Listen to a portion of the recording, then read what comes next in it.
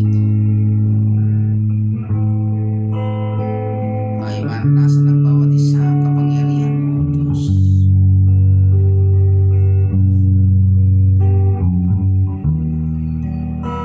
Loobin mo, O Diyos, na sa gabing ito ang lahat na kasamahan ni Brother Elmer, Panginoon, Suarez, at ang kasamahan ni Ronald ng KSA Saudi Arabia, O Diyos, ay pagpalain mo, Panginoon. Bigyan mo sila ng kapayapaan at pagmamapawin mo, O Diyos, ang kagalakan sa kanilang mga puso. Si Jacob Lover, si Bishop Bigwa, Panginoon, Leo Cruz, Panginoon, Limlag, Panginoon, Lablag, Panginoon, at ang iba pa, Panginoon, na mga kasamahan niya.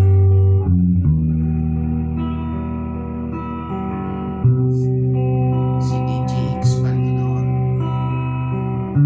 Rodante, Panginoon, si Alike, si Lutzong, Panginoon, ang lahat, Panginoon, na kasama namin sa peacemaker, Panginoon, sa Team Supremo, Panginoon, lahat, Panginoon, na kasamahan ng bawat isa, Panginoon, na kung saan nangangailangan, Panginoon, ng iyong gabay, pagsama, pagkilos sa kanilang buhay. Hayaan mo, Diyos, na ikaw ang kanilang maranasan.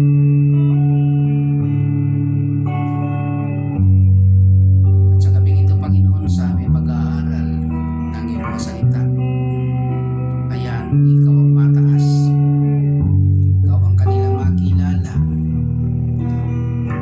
Ang iyong kaluwalhatian ang kanilang makita. Sa gabing ito, Panginoon,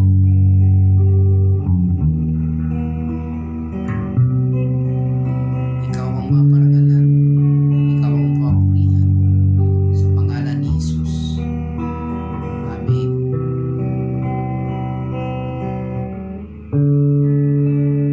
Hallelujah.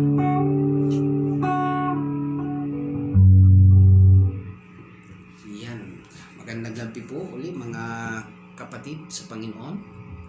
At tayo po muli ay mag-aral.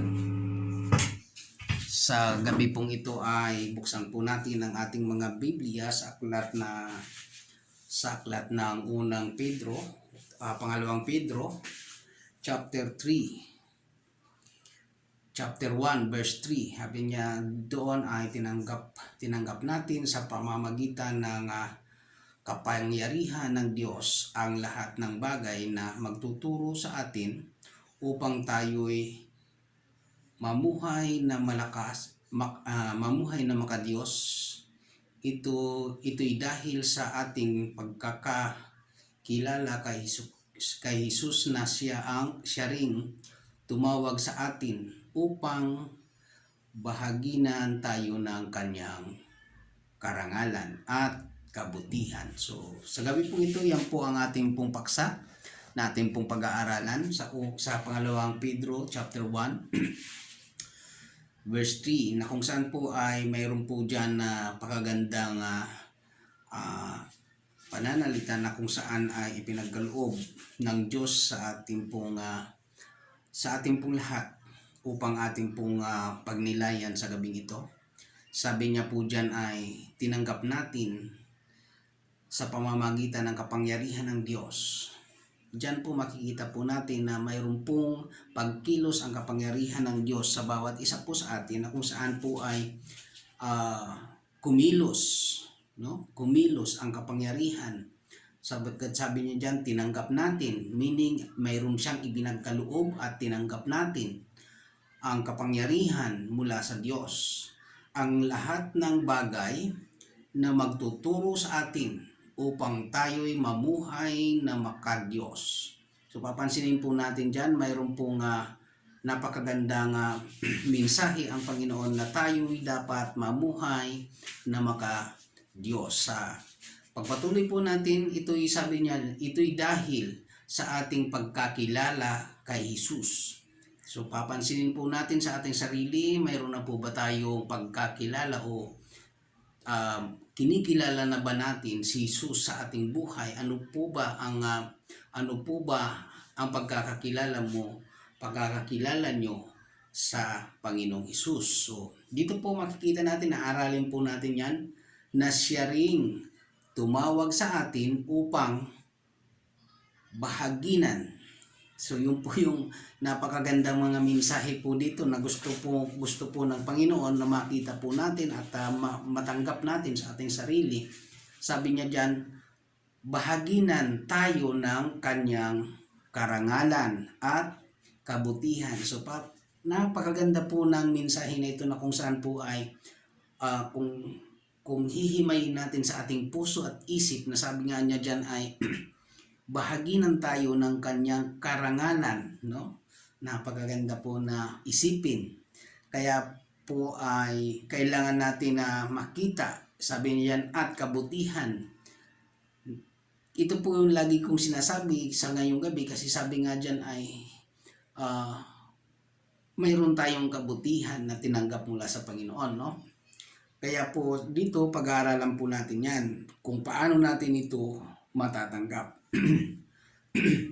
So dito po papansinin po natin, ipagpapatuloy natin sa paraang ito po yun, paraan para matanggap natin. Sa paraang ito ay binigyan niya tayo ng mga dakila at napakahalagang pangako upang makaiwas tayo sa nakakasirang pagnanasa. Alin-alin po yun? Babalikan po natin yan mamaya. Yan po nasa chapter 1 ng unang Pedro verse 4. Sabi niya dyan, sa paraang ito'y binigyan niya tayo ng mga dakila at napakahalagang pangako upang makaiwas tayo sa makakasirang pagnanasa. So itong po yung kailangan nating makita sa kasanlibutan ito, at upang makabahagi tayo sa kanyang likas bilang Diyos. So papansinin po natin, isa-isahin po natin yan, sapagkat ito po yung napakahalagang bagay na kung saan po kailangan na ma-achieve po natin sa ating pong pamumuhay araw-araw. Sabi niya dyan, sa paraang ito'y binigyan niya tayo ng mga dakilang at napakahalagang pangako. Ano po yung napakahalagang pangakong yan? Kung babalikan po natin ang John, ang pangako niya doon sa chapter 3:16, sa John 3:16, sinabi niya doon, dahil sa pag-ibig ng Diyos, pinagkaloob niya ang kanyang bugtong na anak upang sino man ang sumampalataya ay magkaroon ng hindi mapahamak, kundi magkaroon ng buhay na walang hanggan. So napakagandang pangako po yun, na sa pamamagitan ng Panginoon, yung po yung napakahalagang pangako upang makaiwas tayo sa nakasisirang pagnanasa sa sanlibutan ito. So yun po yung bahagi na kung saan sa atin ang Panginoon ay hindi tayo magkakaroon ng pagnanasa o makaiwas tayo sa pagnanasa sa makabundo o sa sanlibutan ito. So ito yung sabi pa diyan, at upang makabahagi tayo sa kanyang likas bilang Diyos. So papansinin po natin yan doon po sa ating teksto kanina, tayo ay mamuhay na makadiyos. Kaya nga po dito binabahaginan tayo ng Panginoon ng likas, ng kanyang likas bilang Diyos. So yan po yung mga bagay na kung saan dapat nating matandaan. At ano pa po, sabi po diyan, layunin. Sabi niya diyan sa chapter 1 verse 5, dahil dito sikapin ninyong idagdag sa inyong pananampalataya ang kabutihan, sa inyong kabutihan ang kaalaman. So kailangan po nating makita, sabi po doon, yung ibinahagi sa atin ng Panginoon ay yung pagkatawag sa atin upang bahaginan tayo ng kanyang karangalan at kabutihan. Ito po makikita po natin, para magkaroon po tayo ng karangalan, kailangan natin pong bigyan ng pansin yung sinasabi diyan ng verse 5, dahil dito sikapin ninyong idagdag, no? Idagdag sa inyong pananampalataya, no, ang kabutihan, sa inyong kabutihan ang karangalan. So idagdag yung kabutihan, yung idagdag natin sa kabutihan yung kaalaman. So mapapansin po natin diyan na kung tayo po ay hindi magninilay ng salita ng Diyos, hindi po tayo madadagdagan ng kaalaman patungo doon sa kabutihan, no? So bakit kaya? Ano po yung kanyang ano po yung layunin para paano po tayo magkakaroon ng pamumuhay na makadiyos? Sabi pa po ng chapter 1 verse 6 ng pangalawang Pedro, sabi niyan, sa inyong kaalaman ang pagpipigil sa sarili, idagdag po yan. Sabi nga po, sikapin ninyong idagdag, no? Sa kaalaman ang pagpipigil sa sarili, sa inyong pagpipigil sa sarili ang katatagan, sa inyong katatagan ang pagiging maka-Diyos. So mapapansin po natin diyan, marami pong nais ipagawa po sa atin, nais ilagay po sa atin, sapagkat sabi ko nga sa mga nakalipas na pagtuturo natin dito ay sinasabi, tinuturo ko po diyan na isa-isa. So dito po makikita rin po natin marami pong ipinapagawa sa atin na kung saan kailangan pong maidagdag doon sa kung anong mayroon tayo, no? Sabi niya diyan, dahil dito sikapin ninyong idagdag sa inyong pananampalataya ang kabutihan, sa inyong kabutihan ang kaalaman, sa inyong kaalaman ang pagpipigil sa sarili, at sa inyong pagpipigil sa sarili ang katatagan, sa inyong katatagan ang pagiging maka-Diyos. So mayroon po tayong mga tungkulin na kailangan pong gawin, no? So pagpatuloy po natin, sabi po ng chapter 1 verse 7, sabi niya, sa inyong pagiging maka-Diyos, idagdag po natin, sikapin natin maidagdag sa atin yung sa ating pagiging maka-Diyos, maidagdag natin ang pagmamalasakit, no? Sapagkat sabi nga diyan, kung wala kang malasakit, wala kang hindi magkakaroon ng kabutihan sa iyo kung wala kang malasakit. At sabi pa diyan, idagdag natin, sabi niya diyan, ang pagmamalasakit sa kapatid. At sa inyong pagmamalasakit sa inyong kapatid o ang pag-ibig, no? Yung po, binibigyan po tayo ng mga ideya kung ano po yung dapat nating gawin, na sinasabi ko nga po lagi sa aking pagtuturo na kailangan po nating ilagay, makita sa ating sarili kung ito bang mga ito ay nasa atin na. Sapagkat sa pamumuhay na maka-Diyos, dapat po makita sa atin yung mga bagay na itong nababanggit. Sapagkat sabi po ng chapter 1 verse 8, sabi niya doon, ang mga katangiang iyan ang kailangan ninyong taglayin at pagyamanin upang ang inyong pagkakilala sa Panginoong Jesucristo ay huwag mawalan ng kabuluhan at kapakinabangan. So ito po yung mga bagay kailangan po makita po natin na ang ibig ng Panginoon ay magkaroon po sa atin ng lahat ng nabanggit po kanina, sapagkat yung sabi nga diyan, kung tayo ay wala o hindi natin tinataglay ang mga yung mga bagay na nabanggit po kanina na kailangan maidagdag sa atin, ay sabi niya diyan, magkakaroon ito na wala itong kapakinabangan sa atin o wala itong kabuluhan sa atin. Verse 9, sabi niya diyan, ang taong wala ng mga katangiang iyan ay mistulang bulag. So, pansinin po natin, no? Mistulang bulag at nakalimutan na pinatawad na siya sa kanyang mga kasalanan. So, napakahalaga po na magkaroon po pala tayo ng ganun at taglayin natin sa ating sarili habang tayo ay nagsisikap na makapamuhay na maka-Diyos. Kaya nga, mga kapatid, lalo na kayong, sabi niya, maging masipag o masikasig upang mapatunayan ninyong kayo ay tinawag at pinili ng Diyos. Kung ganito ang gagawin ninyo, hindi kayo matitisod. So ito po yung bagay na kailangan nating makita na mailagay natin sa ating sarili, sapagkat ito po yung napakahalaga na kailangan ay magampanan natin, sapagkat ang Diyos na tumawag po sa atin ay napakaganda ng kanyang layunin. Sabi po yan ng Jeremiah chapter tingnan po yung natin yung Jeremiah chapter 29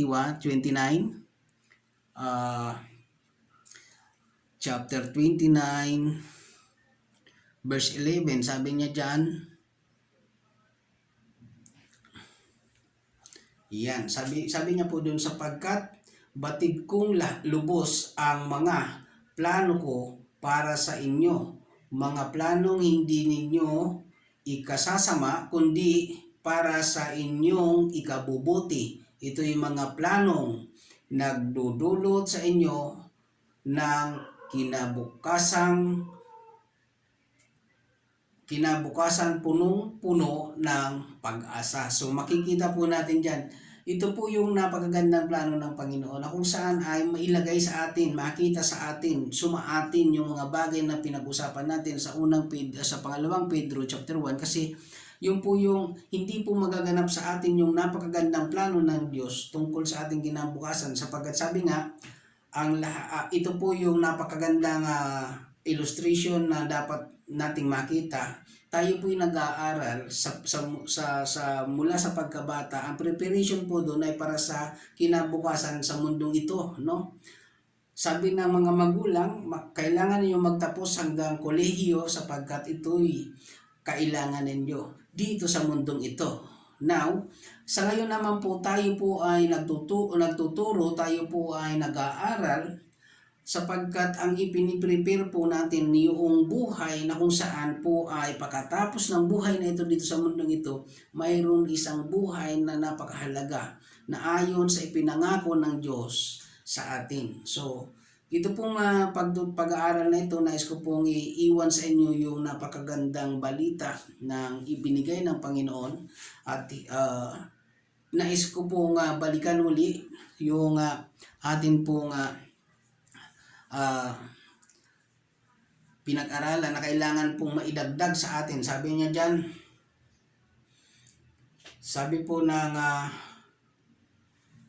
po ng unang Pedro at pangalawang Pedro chapter 1 verse chapter 1 verse 3, sabi niya, tinanggap natin sa pamamagitan ng kapangyarihan ng Diyos. Ito po yun.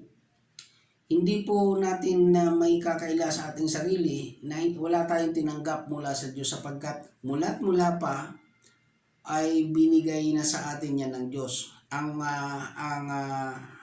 lang ay hindi natin nalaman, sapagkat wala nga pong nagturo, wala. Kasi nga, ang tanong ko nga lagi dyan sa aking mga pagtuturo, sino ba sa atin na mula pagkabata ay sinabi ng ating mga magulang na may magandang plano ang Diyos sa buhay natin? So dito po pinapaalam ng Diyos sa atin na mayroon siyang napakagandang plano. Mayroon siyang kapangyarihan na ipinagkaloob sa atin. Ang lahat ng bagay na magtuturo sa atin upang tayo mamuhay na makadiyos. Ito po yung bagay na kailangan nating makita na napakahalaga po. Ito'y dahil sa ang pagkakilala kay Hesukristo na siya ring tumawag sa atin upang bahaginan tayo ng kanyang karangalan at kabutihan. Yung karangalan na yun po ang napakahalaga at yung kabutihan na makita po sa atin.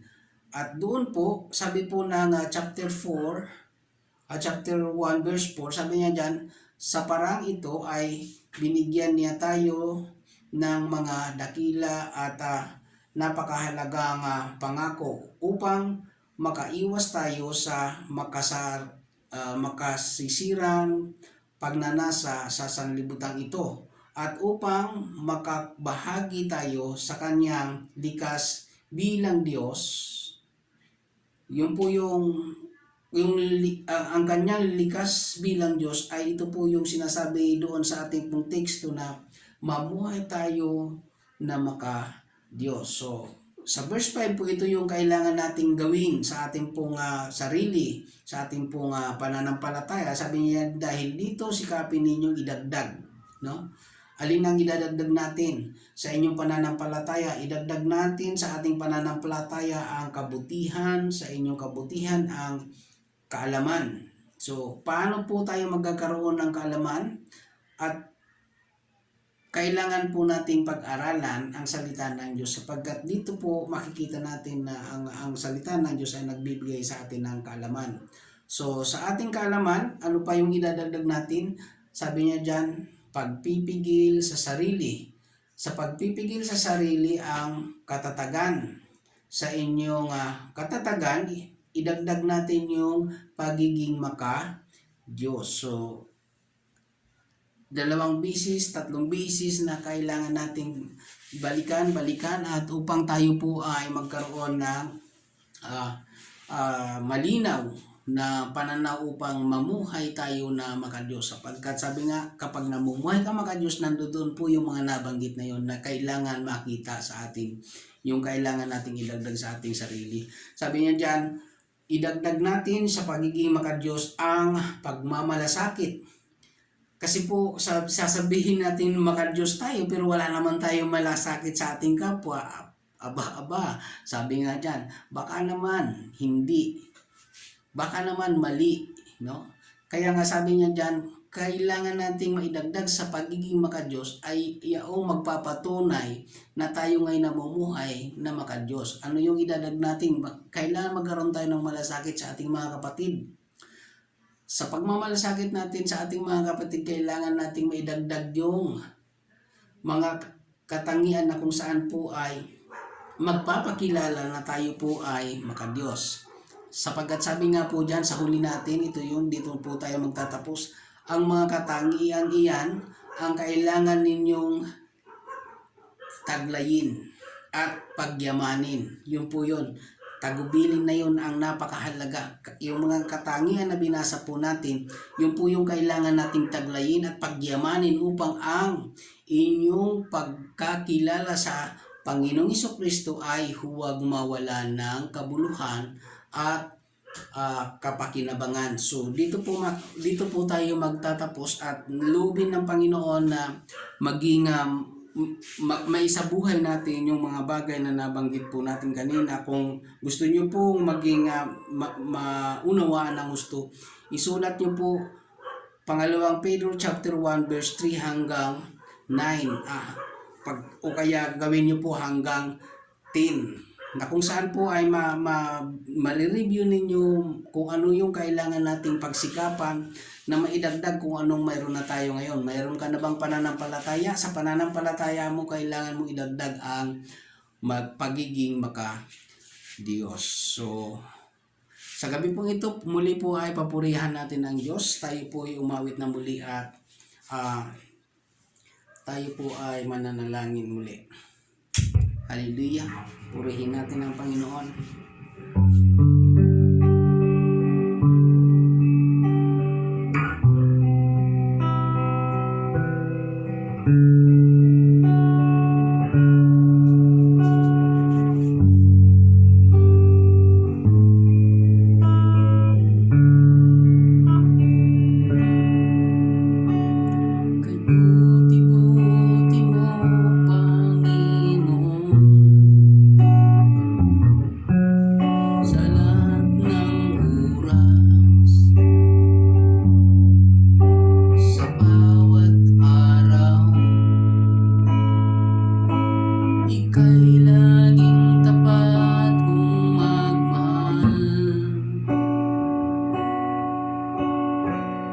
ang iyong kawang magpawalang hanggan.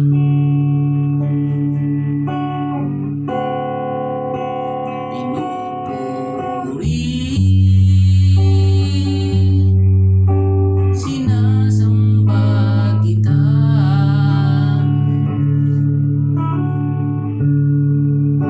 dakilang Diyos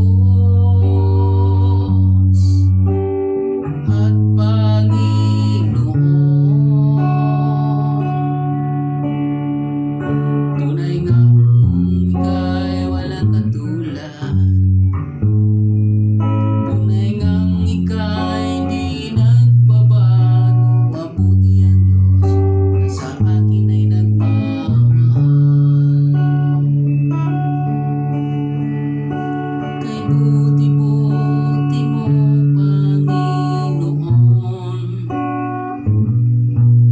sa lahat ng oras, sa bawat araw, ika'y laging tapat kong magmahal.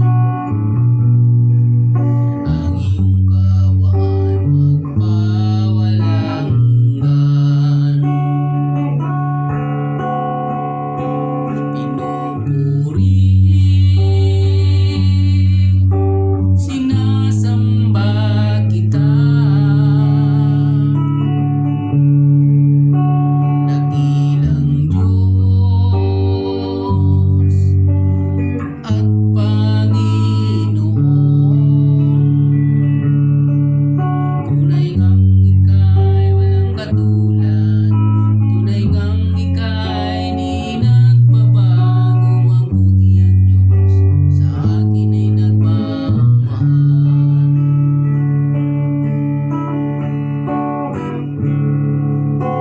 Pinupuri, sinasamba kita, dakilang Diyos at Panginoon. Tunay ngang ika'y walang katulad, tunay ngang ika'y di nagbabago. Mabuti ang Diyos na sa akin ay nagmamahal.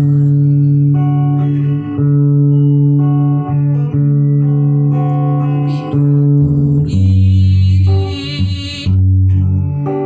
sinasamba kita, dakilang Diyos at Panginoon.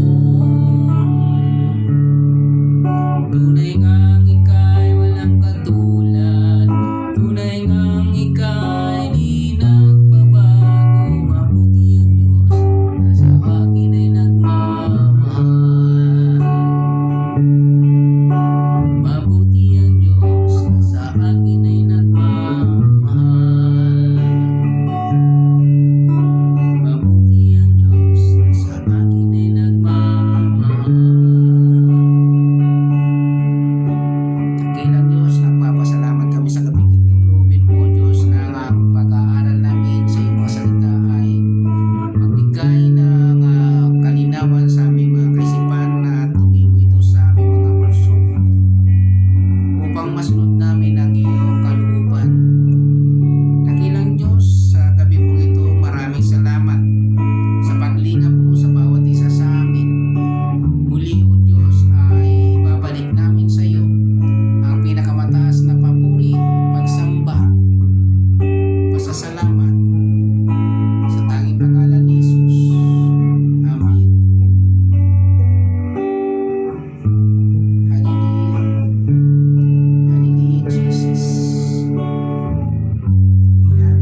Maraming salamat po, mga kapatid, sa gabing ito. Kayo po ay pagpalain ng Diyos at samahan, ingatan at laging kalingahin sapagkat yan po ang pangako niya. Salamat po at tayo po ay ingatan ng Diyos. God bless po.